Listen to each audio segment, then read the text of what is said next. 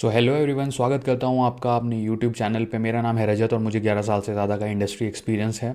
Currently हम अपनी Python की पूरी सीरीज़ कर रहे हैं, तो आज हम कवर करने वाले हैं पाइथन के बेसिक्स का सेशन 2। प्रीवियस सेशन में हमने कुछ टॉपिक्स के कवर किए थे। आज हमारा जो मेन टॉपिक रहने वाला है वो होने वाला है वेरिएबल। तो हम वेरिएबल को एंड टू एंड कवर करेंगे। वेरिएबल कैसे बनाए जाते हैं, उसके लिए क्या रूल्स होते हैं, हम उसकी कुछ टेक्निक्स भी सीखेंगे, क्योंकि ये बहुत ही बेसिक बिल्डिंग ब्लॉक है पाइथन सीखने का। ठीक है, तो जब आप सबसे पहले कोडिंग स्टार्ट करते हो तो उस टाइम पे वेरिएबल की जो अंडरस्टैंडिंग है वो बेसिकली बहुत ज़रूरी है। तो चलिए स्टार्ट करते हैं। हाँ जी, तो चलिए सबसे पहले हम समझते हैं कि बेसिकली वेरिएबल होता क्या है। तो डायरेक्टली हम अपने आ गए वी एस कोड पे। हमने वी एस कोड ओपन करा। मैं एक बार आप लोगों को फिर से ओपन करके दिखा देता हूँ। हमने जब वी एस कोड इंस्टॉल किया था उसके बाद हमें ये ओपन करना है। तो हमने यहाँ पर वी एस कोड को ओपन किया एंड आप देख सकते हो ये ओपन हो गया है। ठीक है, और मेरे जो कोड है उसका नाम मैंने लिखा हुआ है वेलकम डॉट पी वाई। तो हम यहाँ पे अब अपना कोडिंग स्टार्ट करेंगे। आप यहाँ से फाइल में जाके और न्यू फाइल, न्यू फोल्डर के थ्रू भी आप बना सकते हो बेसिकली अपने लिए नई फाइल। ठीक है, तो जैसे ही आप एक नई पाइथन फाइल क्रिएट करोगे, और पाइथन फाइल का नाम मैंने रखा है वेलकम डॉट पी वाई, तो डॉट पी वाई एक्सटेंशन लगाना बिल्कुल मत भूलिएगा, क्योंकि जो ये वी एस कोड है ये एक जनरल एडिटर है। ओके, तो अब सबसे पहले बात आती है कि वेरिएबल क्या है। ओके, तो हम सबसे पहले वेरिएबल को ही समझते हैं। ठीक है, तो वेरिएबल होता क्या है। वेरिएबल जब भी नाम आए आपको सिंपली एक चीज़ समझनी है, वेरिएबल इज़ अ कंटेनर जो किसी पर्टिकुलर इन्फॉर्मेशन को स्टोर करता है। तो वेरिएबल एक कंटेनर होता है, सिंपल। अगर आप लिखो x इक्वल टू रजत, ठीक है, तो यहाँ पे x एक कंटेनर है, ये जो वैल्यू है ये है रजत। ठीक है, ये वैल्यू इस कंटेनर में स्टोर हो रही है, असाइन इसको हो रही है जो लेफ्ट हैंड साइड पे है। ठीक है, तो ये हमारा कंटेनर है जो कि वेरिएबल है। सिमिलरली अगर आप x इक्वल टू एक पूरी सीरीज़ लिख दो, 1 2 3 4 5, 1 2 ऐसे करके, तो ये जो है ये है आपकी वैल्यू, ये है आपका कंटेनर, ये यहाँ वैल्यू स्टोर होती है। तो चलिए अब सबसे पहले इसको कोडिंग में समझते हैं, ज़्यादा थ्योरी में टाइम नहीं लगाएंगे। यहाँ पे हमने अपना वी एस कोड खोला एंड यहाँ पे हम लिखते हैं x equal to 5, enter, y equal to 10। ठीक है, अब देखिए इसको हमें रन करना है। अगर मैं यहाँ पे directly run in interactive, basically run Python पे जाता हूँ, रन इन टर्मिनल, तो आप देख सकते हो कुछ भी प्रिंट नहीं हुआ है, क्योंकि हमने पाइथन को कोई इंस्ट्रक्शन नहीं दी है। ठीक है, तो अब हम लिखते हैं प्रिंट एंड यहाँ पे हम डालेंगे x कॉमा वाई। बेसिकली ये हमारा सिंटेक्स है। अब हम करते हैं इसको फिर से रन, तो आप देख सकते हो 5 एंड 10 एक साथ आ गया है। ठीक है, अब इसको प्रिंट कराने का एक और तरीका है। हमने प्रिंट ऊपर लिख दिया x के लिए और y को प्रिंट करा दिया नीचे। ठीक है, अब आप ये आउटपुट 5 और 10 पैरेलल में आया है, इसको देखोगे आप किस तरह से चेंज होगा। देखिए ऊपर नीचे आ गया। ठीक है, तो ये है बेसिक तरीका एक पाइथन के वेरिएबल को समझने का। ठीक है, तो Python variable is nothing, it's a container. अब जो पाइथन के वेरिएबल हैं इसकी एक नेमिंग कन्वेंशन होती है, पहले उसको समझते हैं कि पाइथन के जब आप वेरिएबल बनाओगे तो उसके लिए आपको क्या रूल्स मैंडेटरी फॉलो करने पड़ेंगे। Basically there are set of rules. ठीक है, तो वो मैं आपको बताता हूँ क्विकली। देखिए, तो सबसे पहला जो हमारा रूल है कि जो पाइथन का वेरिएबल आप बना रहे हो बेसिकली, ठीक है, it can be either alpha numeric, it can start with alpha numeric, either alphabets और न्यूमेरिक वैल्यू और अंडरस्कोर।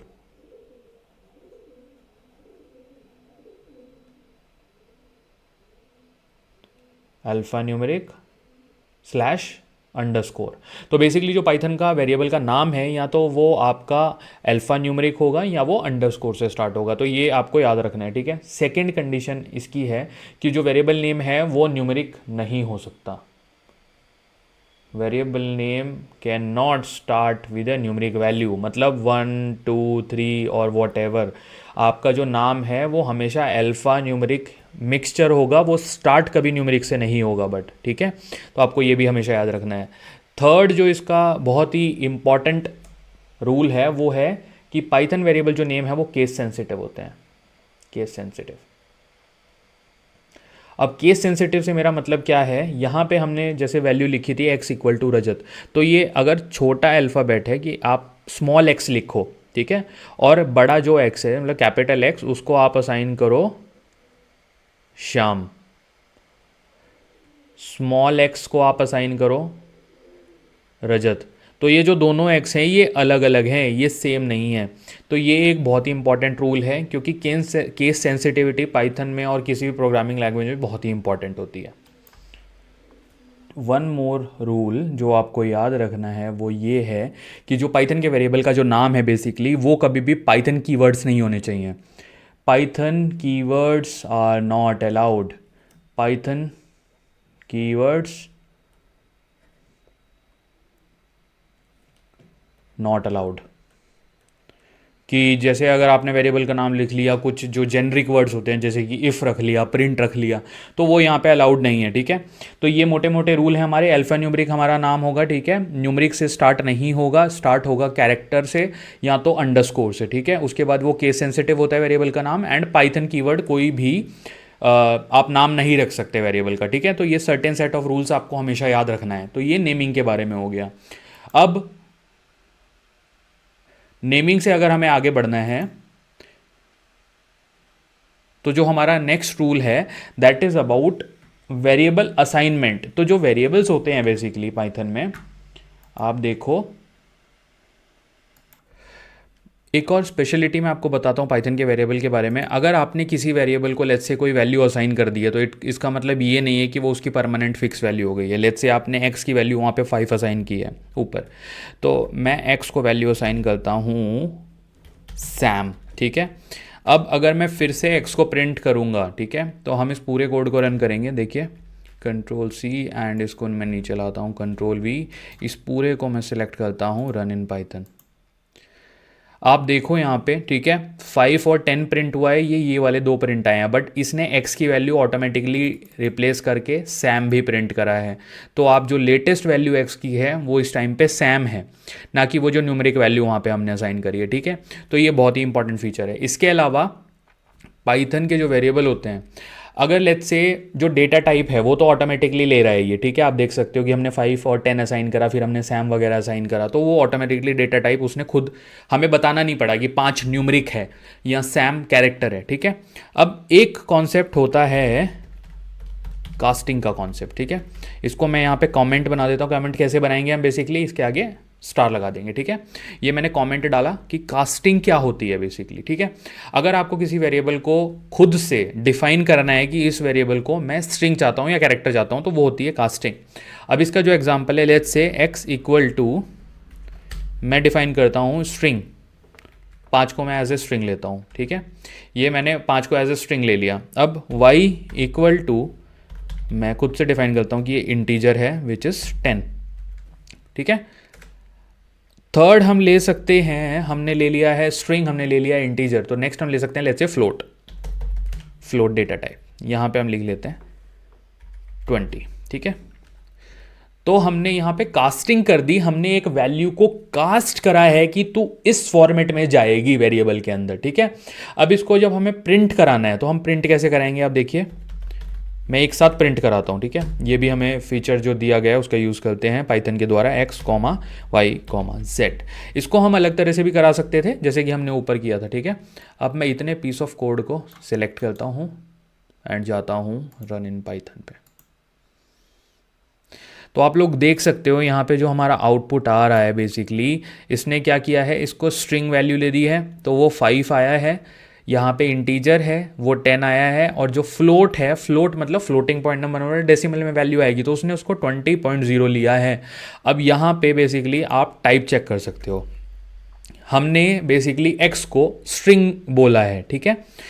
तो टाइप चेक करने का हमारे पास क्या ऑप्शन होता है, एक कीवर्ड होता है टाइप। तो मैं लिखता हूँ प्रिंट टाइप, मतलब प्रिंट टाइप प्रिंट करना है इसका, ठीक है। अब हमने वैल्यू क्या दी है, लेट्स से x, तो ये लेटेस्ट वाले x को लेगा, वो जो ऊपर हमने x बनाया है उनको नहीं लेगा ये, ठीक है। यहाँ पे ये कौन से वाले x को ले रहा है, जो हमने रिसेंटली अभी करा है असाइन। इसको मैं सिलेक्ट करूँगा, run in Python terminal. Class आप देख सकते हो इसकी इसने प्रिंट कर दी है, ये स्ट्रिंग क्लास का मेंबर है। जबकि अगर मैं यहाँ से स्ट्रिंग हटा दूँ, मैं स्ट्रिंग हटा देता हूँ और खाली इतने पीस ऑफ कोड को रन करता हूँ, खाली एक्स की वैल्यू को असाइन कर देता हूँ,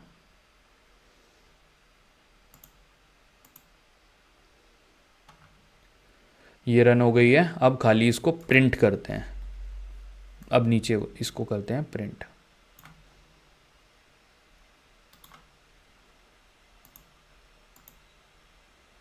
तो ये इंटीजर क्लास हो गई, ठीक है। तो ये सिंपली इसको चेंज कर दे रहा है, तो इसमें कुछ ऐसा मतलब डिफ़िकल्ट पार्ट नहीं है जो कि हम समझ नहीं सकते, ठीक है। अब चलिए आगे बढ़ते हैं। अब देखिए एक और सिचुएशन हमारे पास आती है जब भी हम वेरिएबल्स की बात करते हैं बेसिकली, ठीक है। और वो क्या आती है हमारे पास सिचुएशन की, हमें कई बार वेरिएबल के नाम बहुत लंबे असाइन करने पड़ते हैं, ठीक है। तो ये हम बात करेंगे लॉन्ग वेरिएबल नेम्स के बारे में, ठीक है। इसके हमारे पास 3 तरह के सॉल्यूशन हैं जो कि जनरली यूज़ करते हैं। एक होता है कैमल केस कर देना, ठीक है। कैमल केसिंग का मतलब क्या है वो मैं आपको अभी बताऊंगा, ठीक है, तो इसमें कंफ्यूज नहीं होना। दूसरा होता है पास्कल केस, ठीक है। एंड जो थर्ड एंड फाइनल होता है दैट इज स्नेक केस। अब इनके मैं आपको एग्जाम्पल बताता हूँ एक एक के, ठीक है। कैमल केसिंग में क्या होता है कि जो पहला अल्फाबेट है बेसिकली वो छोटा होगा, ए वेरिएबल आईडी, ओके। तो आप देख सकते हो यहाँ पे ए छोटा है, मतलब स्टार्ट ये स्मॉल वैल्यू से हुआ है। अब ये लेट्स से वेरिएबल आईडी मैंने डाली है, तो इसका मतलब क्या है, किसी कस्टमर की आईडी हो सकती है, ठीक है। इसको एक वैल्यू असाइन कर देता हूँ मैं 5। अगर मैं इसको प्रिंट करूँगा तो 5 प्रिंट हो जाएगा, आपको वो पता है, ठीक है। अब पास्कल केस बेसिकली क्या होता है, पास्कल केस में आपका क्या होगा, जो आप नाम लिख रहे हो, ठीक है, bank customer ID equal to 1001, ठीक है। यहां पे आप देखो ये बी कैपिटल है, बैंक का, कस्टमर का सी कैपिटल है और आईडी का आई कैपिटल है, ठीक है। इसको हमने वैल्यू असाइन करी ये, तो इसको कहते हैं पास्कल केसिंग। अब जो फाइनल है वो होता है स्नेक केसिंग। तो स्नेक केसिंग में क्या होता है, आप नाम के बीच में अंडरस्कोर लगाते हो, ठीक है, bank underscore cust underscore ID equal to 2002, okay. अब ये जो वैल्यूज़ हैं इसको हम प्रिंट करा सकते हैं। प्रिंट का ब्लॉक लिखते हैं, इस वेरिएबल को कॉपी करके यहाँ पे डालते हैं, कॉमा सेकंड वेरिएबल कॉपी करते हैं, यहाँ पे डालते हैं, कॉमा थर्ड वेरिएबल कॉपी करते हैं एंड यहाँ पे डालते हैं। अब इसको पूरे को, इतने पीस ऑफ कोड को हम करते हैं रन, ओके। तो आप देख सकते हो यहाँ पे वैल्यूज असाइन हो गई हैं, ठीक है, और वैल्यू प्रिंट हो गई हैं, तो मतलब there is no challenge. But ये एक बहुत ही अच्छा सॉल्यूशन है जब भी आपको बड़े वेरिएबल नाम यूज़ करने चाहिए, ठीक है आपको। और रियल लाइफ सिनेरियो में जब आप क्लाइंट के लिए काम करते हो तो आप काफ़ी बार वो सिचुएशन आती है, ओके। अब एक और बहुत ही इंपॉर्टेंट कॉन्सेप्ट है वेरिएबल का, जो कि है बेसिकली अनपैकिंग का कॉन्सेप्ट। तो इसमें क्या होता है, कई बार आपके पास लिस्ट या टुपल की फॉर्मेट में डेटा होता है, ठीक है, और उसको आपको छोटे पीसेस में असाइन करना होता है, ठीक है। तो जब भी आपको, जैसा कि नाम है अनपैकिंग, तो बड़े को छोटे पीस में डाल देना, ठीक है, उसको कहते हैं अनपैकिंग का कॉन्सेप्ट।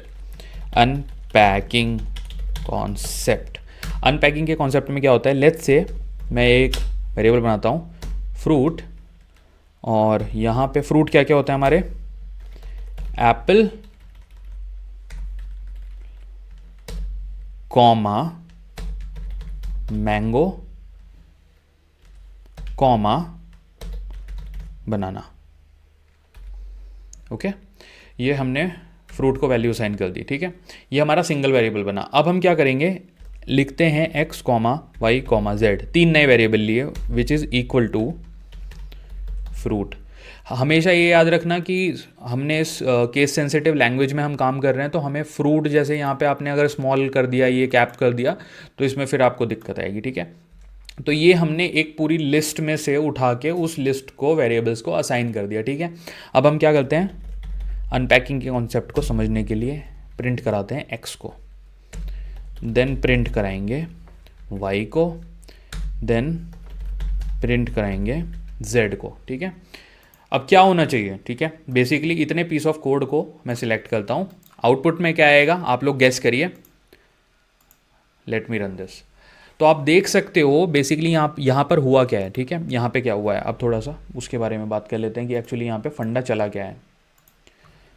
तो फंडा यहाँ पे ऐसे काम कर रहा है, देखो ये जो आपका एप्पल मैंगो बनाना है, ये जो वैल्यू है ये असाइन हुई है फ्रूट को, ठीक है। और फ्रूट की वैल्यू असाइन हुई है इन तीनों को इंडिविजुअली, ठीक है। मतलब पहली वैल्यू इसको असाइन हुई है, दूसरी वैल्यू इसको असाइन हुई है, तीसरी वैल्यू z को असाइन हुई है, ठीक है। तो थोड़ा घिचपिच हो रहा है, प्लीज़ डोंट माइंड, लेकिन मैं आपको ये समझाना चाह रहा था ये एरो वगैरह यूज़ करके, ताकि आपको क्लियर हो जाए कॉन्सेप्ट, ठीक है। अब यहाँ पे हमने पहले x को प्रिंट करा, फिर y को प्रिंट करा, फिर z को प्रिंट करा। तो आप देख सकते हो कि नीचे जब हम आउटपुट में आ रहे हैं तो यहाँ पे क्या वैल्यू प्रिंट हुई है, पहली वैल्यू x की, दूसरी वैल्यू y की, तीसरी वैल्यू z की। तो ये जो फंडा है बेसिकली इसको कहते हैं अनपैकिंग कॉन्सेप्ट, ओके।